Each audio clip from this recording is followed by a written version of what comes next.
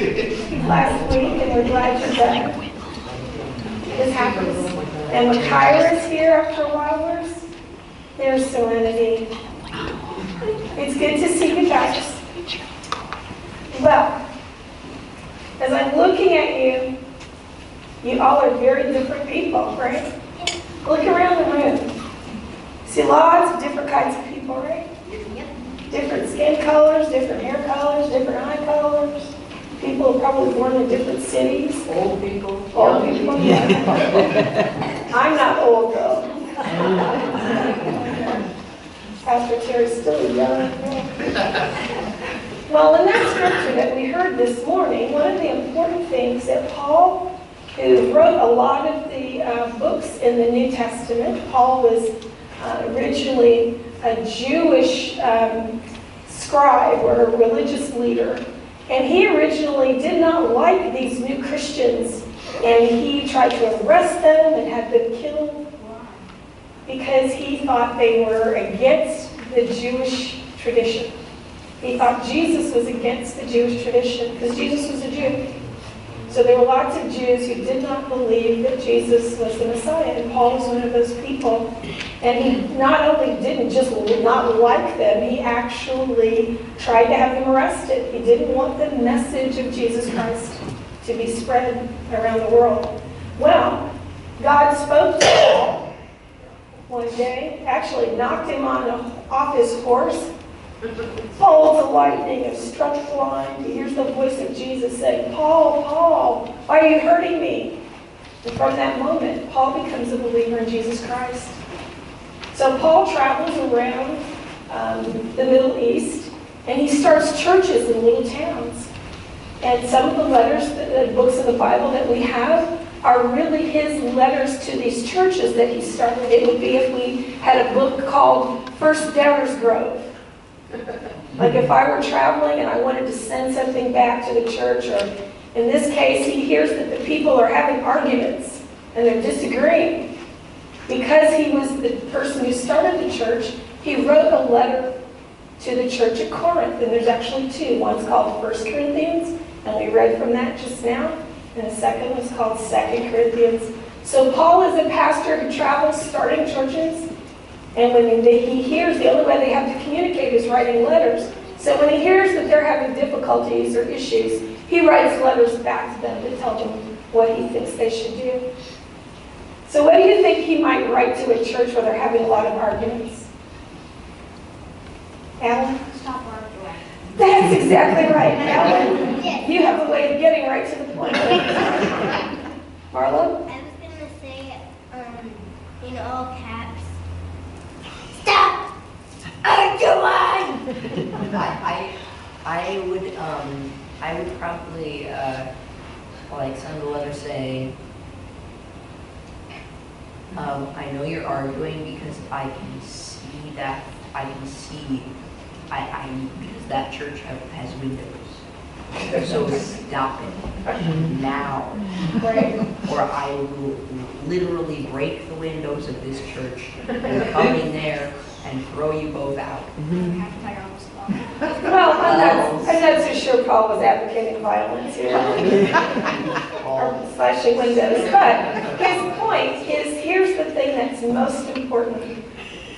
The thing that Paul says is most important is that the church be a good representative of Christ. Right, Andrew? You're my deacon too. Very good. It's most important that we're kind and that we cooperate. And it's not so much the thing that we disagree, because sometimes somebody likes this song, somebody doesn't like that song. Maybe this week you'll like my sermon, the next week you'll go, what was she saying? That was wonderful. You may not like a friend that you have at school, right?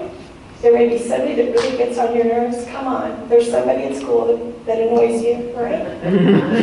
Honesty, people. Your parents have, we all have people we work with or interact with that we don't necessarily like or get annoying. But because we say that we are Christians, we have a certain responsibility to treat people as Jesus would want us to treat people.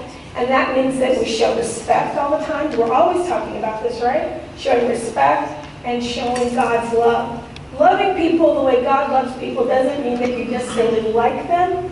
What it means is that you treat them the same as you would anybody else, just because God made them and you respect everything that God has made. You want people to respect you, right?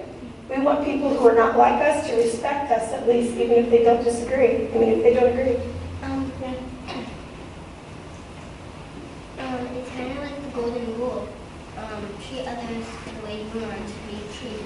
That's exactly like the golden rule. Do unto others as you would have them do it to you, or treat them. And every major religion in the world, not just Christianity, but every major religion in the world has a rule, something like that, that says you need to treat other people the way you would want to be treated. That's the best. You don't need to read people Bible verses. And why do wars exist?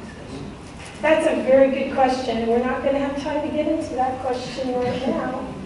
But it's usually because people are not doing that work of treating other people the way they want to be treated and respecting other people the way they want to be respected. So Paul is he's more concerned about that church in Corinth.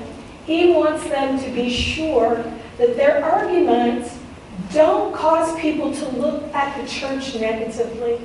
And that's what we always want. When I'm in the grocery store, if somebody is like, doesn't move their cart out of the way in the aisle, I might want to get mad. If somebody is rude to me, cuts me off on the road, I might want to get mad. But you know what I always think about? I think about the fact that I'm a Christian. And I have an even bigger task because I'm a minister. Can you imagine if a minister were to be mean to people in the grocery store? What would you say if you saw me in the grocery store and I was like fussing at somebody? I probably wouldn't think it was you. You wouldn't think it was me, right? Because you would say, oh no, not Pastor Jerry. Pastor Jerry would never do that. But what we want to do, well, hold on just a second, Marlon. What we want to do is ensure that the way we treat people, the way we treat each other in Sunday school, in church, at school, in your family, wherever you are, we want to be able to look at you and say, yeah, that young person must know Jesus. That young person is, what do you call yourselves? Children of God, right? So if you're going to call yourself a child of God, you have to behave in a way where people can look at you and say, wow, that person is kind and respectful and loving. That's what God must be like, because that's the way these children are behaving. That's the biggest example that you can ever set for your friends and family, is to love and respect others. And through that, people will know that you know who Jesus is. All right, well, it's time for Sunday school. Thanks for talking with me.